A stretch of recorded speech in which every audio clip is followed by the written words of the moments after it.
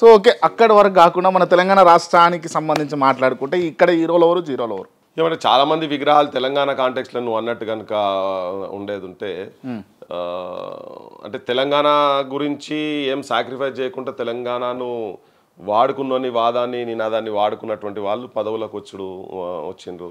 వాళ్ళ పేర్లు చాలా బయట కనబడతా ఉంటాయి, వాళ్ళ పేర్ల మీద విశ్వవిద్యాలయాలు కనబడుతుంటాయి. కానీ నిజంగా దాని గురించి పాటుపడినటువంటి వ్యక్తులు జీరోలుగా చరిత్రలో ఎక్కడ చరిత్ర పుటలలో ఎక్కడ ఒక కాగితం మీద కూడా రాసి పెట్టనంత ఘోరమైన సిచ్యువేషన్స్లో ఉన్నారు అనేది బహుశా దాని స్టార్టింగ్ లైన్ అయితే అదే ఉంటుంది. ఒక వ్యక్తిని కాదు కానీ చాలామంది అయితే ఉన్నారు కదా అట్లా. ఓకే, అంటే గో బ్యాక్ ఇడ్లీ సాంబార్ లాంటి మూమెంట్స్ తీసుకొచ్చినటువంటి వ్యక్తులు ఇవాళ ఎందుకు తెలంగాణ రాష్ట్ర ప్రభుత్వం, గతంలో కేసీఆర్ కావచ్చు, ఇప్పుడు ఉన్నటువంటి రేవంత్ రెడ్డి కావచ్చు, ఎందుకు గుర్తించలేకపోతున్నారంటే మరి వాళ్ళకు తెలిసి గుర్తించలేరా, తెలియక కావాలని చేస్తున్నారా తెలియదు. కానీ కేసీఆర్కి అయితే తెలుసు, రేవంత్ రెడ్డికి కూడా తెలుసు. అట్లీస్ట్ ముచ్చల సత్యనారాయణ గారు, సంగమేశ్వర సత్యనారాయణ గారి గురించి అయితే రేవంత్ రెడ్డికి అయితే తెలుసు. మొత్తం తెలియకపోయినా కానీ తెలుసుకునే ప్రయత్నం కూడా చేయాలి. తెలుసు అన్నట్టుగా తను కూడా చెప్పిండ్రు. కేసీఆర్కి అయితే చాలా బాగా తెలుసు. కానీ వాంటెడ్గా తనను తన ఆలోచన విధానాన్ని క్వశ్చన్ చేసినందుకు, తెలంగాణ గురించి నిజాయితీగా నువ్వు ఫైట్ చేస్తలేవు అనే దాని మీద తనను క్వశ్చన్ చేసినందుకు వాస్తవంగా సత్యనారాయణ గారు అయితే పక్కకు పెట్టిండ్రు. చరిత్రలు ఎక్కడ రాయనీయకుండా కూడా చేసిండ్రు. ఈవెన్ పుస్తకాలు రాసే దాంట్లో కూడా చాలా జాగ్రత్త పడ్డారు. ఈ పేరు కూడా ఎక్కడ మెన్షన్ చేయకుండా, మెన్షన్ చేసినా కానీ చాలా డౌన్ ప్లే చేసి మెన్షన్ చేసేటట్టుగా మాత్రం తీసుకొచ్చి పెట్టారు ముచ్చట సత్యనారాయణ గారు. ఇడ్లీ సాంబార్ గో బ్యాక్ మాట వాస్తవం కూడా idli sambar go back movement, non Mulki go back movement start అయింది, వరంగల్లో స్టార్ట్ అయింది. దాంట్లో ప్రధానమైన భూమిక పోషించింది ముచ్చట సత్యనారాయణ గారు. రైట్, అంటే తెలంగాణ ఉద్యమం, తెలంగాణ ఇలా పోరాడి కొట్లాడి నీళ్లు నిధులు నియామకాల కోసం ఒక వంతు అయితే, ఇట్లాంటి వాళ్ళు ఎంతోమంది త్యాగం చేసినటువంటి పునాదుల మీద ఏర్పడ్డది.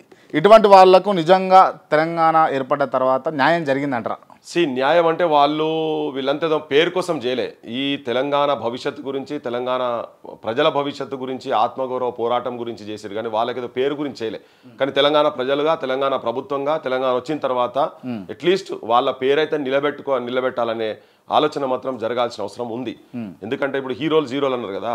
వాస్తవంగా ఇప్పుడు సరే నేను పేరు చెప్తాను. నేను కాళోజీ నారాయణరావు ఉన్నాడు.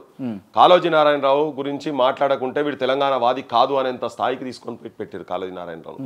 అసలు కాళోజీ నారాయణరావు నాకు వ్యక్తిగతంగా ద్వేషం లేదు, కోపం లేదు, ఏం లేదు. కానీ తెలంగాణ అనే పదం వాడితే తెలంగాణకు ఆయన ఒక ఐకాన్గా చూపిస్తున్నారు కదా. ఆయన ఐకాన్ కాదు.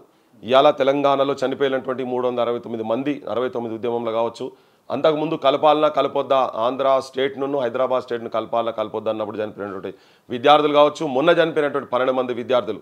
నేను చెప్తున్నా ఓపెన్గా, వీళ్ళందరి సావులకు కారణాలలో ఒక ప్రధానమైన కారణం కాళోజీ నారాయణరావు. నిజమా?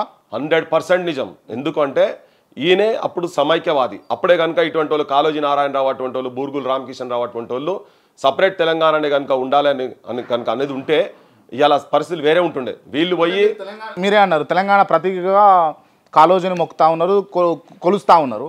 అటువంటి ఆయననే మీరు అంటే కించపరిచి మాట్లాడుతున్నారు.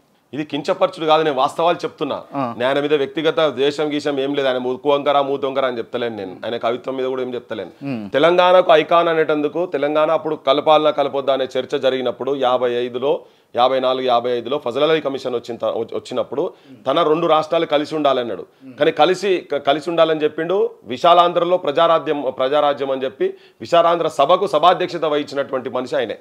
కానీ అప్పుడే ఒక దూరదృష్టితోటి తెలంగాణకి ఏం జరగబోతున్నది, తెలంగాణ సోదరా తేల్చుకో నీ బ్రతుకు మోసపోతీవ నీవు గోసపడతావు, చావు బ్రతుకుల మధ్య సాగుచున్నది నావ, ఏదరికి చేర్చేవో సోదరా నీ నావ, ఆంధ్రుతో కలిసి నీ వడుగంటి పోతావో, ప్రత్యేకమయ్యుండి ప్రగతి సాధిస్తావో, ప్రతిభ చూపిస్తావో, తెలంగాణ సోదరా తేల్చుకో నీ బ్రతుకు మోసపోతీవ నీవు గోసపడతావు అని అప్పుడే తన గలం పెట్టి వినిపించి తెలంగాణ ప్రజలను జాగృతం చేసేందుకు. భాషా ప్రయుక్త రాష్ట్రాలంటే భాష కాదు, భాష ఒకటి ఉంటేమి బ్రతుకు ఒకటి ఉండాలి, గోంగూర పచ్చడిని కొరదై మన జీవ, కాళ్ళు చెప్పులు లేక కదలదోయి అడుగైనా, నిండు దుస్తులు లేక ఉండలేమోయి మనము, తెలంగాణ సోదరా తేల్చుకోని బ్రతుకు మోసపోతీవ నీవు గోసపడతావు అని 54, 55లో రాసిండు ముచ్చల సత్యనారాయణ గారు. అంటే ఇప్పుడు వ్యతిరేకించండ్రు. ఇది కలిస్తే అనర్థాలు జరుగుతాయి. బొగ్గు ఇనుముల గనులు పుష్కలమ్ముగలవు, తెలంగాణ సీమలో వెలుగునోయి రత్నాలు, అభివృద్ధికి ఇచ్చటంత అవకాశం ఉన్నదో అందుకే ఆంధ్రులకు ఆశ మెండైపోయాయని. అదే చూడు ఇప్పుడు నువ్వు మైబాద్ ఇన్సిడెంట్ కాడికి వచ్చినప్పుడు ముదాగరణ ఒక పిల్లగాడు పీజీ చదివిన పిల్లగానికి బుల్లెట్ పోతుంది ఇక్కడికి వెళ్ళి 3 నెలలు నిమ్స్ హాస్పిటల్లో ట్రీట్మెంట్ చేయించిన పిల్లానికి ఇప్పటికి ఉన్నాడు. ఆ పిల్లని అడిగిన అసలు ఎందుకు మొన్న జరిగిన జగన్ వచ్చినప్పుడు జరిగిందండి. మా దగ్గర గుట్టలల్లా మేకలు మా అమ్మ మా తాతలంతా మేకలు మేపుకుంటూ పోయేది, మేము బర్ల కాసేది. మా కుటుంబంలోకి నేను ఒక్కనే చదువుకుంటూ వచ్చిన రియో ఈ గుట్టలు కొండలని కొండలరెడ్డి అంటేనే ఎవరు జగన్ మనిషి ఒక అతను దీని కాంట్రాక్ట్ తీసుకున్నాడు. దాని గురించి అంటే ఎప్పుడో 54 రాసిన వీళ్ళు వచ్చింది ఇక్కడ దోపిడీ చేసేందుకు అని చెప్పని.